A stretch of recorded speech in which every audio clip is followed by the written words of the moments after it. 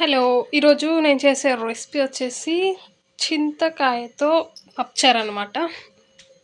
So, super taste ఉంటది and easy process కూడా.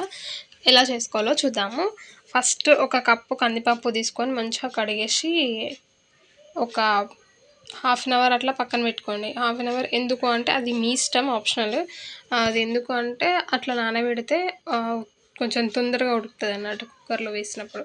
So, అందుకని చెప్పి హాఫ్ అన్ అవర్ నానబెట్టుకున్నా. ఆ తర్వాత ఆ హాఫ్ అన్ అవర్ లోపు ఏం చేద్దామంటే చింతకాయలుంటాయి కదా! ఈ చింతకాయలంతా కూడా ఒక గిన్నెలో ఏసుకొని మంచిగా కడుక్కోవాలి. దానికి పైన అంతా చాలా మట్టి ఉంటుంది. ఆ మట్టంతా పోయేంత వరకు మంచిగా నీట్‌గా శుభ్రంగా కడిగేసుకొని ఒక గిన్నెలో ఏసుకొని దాంట్లో కొన్ని వాటర్ ఏసుకొని మంచిగా ఉడకబెట్టుకోవాలి.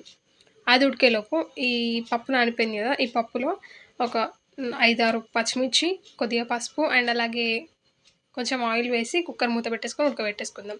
అంతలోపు ఈ చింతకాయ ఉడికిపోతుంది. చింతకాయ అనేది మొత్తం ఏమంటారు పైన తోలు అండ్ లోపల గుజ్జంతా గూడా విడివిడిగా అయిపోయేంత వరకు ఉడకబెట్టేసుకోండి.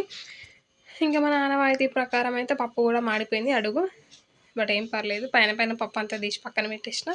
ఇంగా తర్వాత ఈ చింతకాయ చల్లగయిన తర్వాత దాంట్లో కొన్ని వాటర్ ఏసుకొని మంచిగా పిసికేసి చింతకాయ అంతా పొట్టు అదంతా ఉంటది గదా!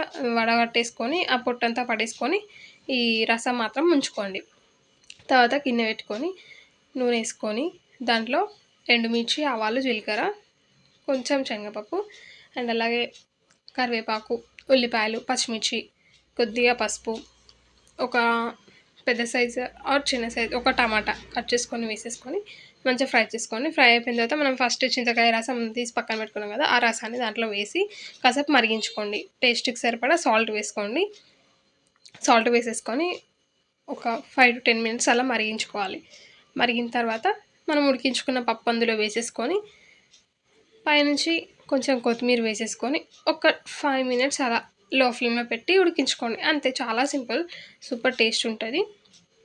ఒకవేళ ఉప్పు గానీ సరిపోకపోతే ఈ టైంలో వేసుకోవచ్చు. అండ్ ఛానల్‌ని సబ్స్క్రైబ్ చేసుకొని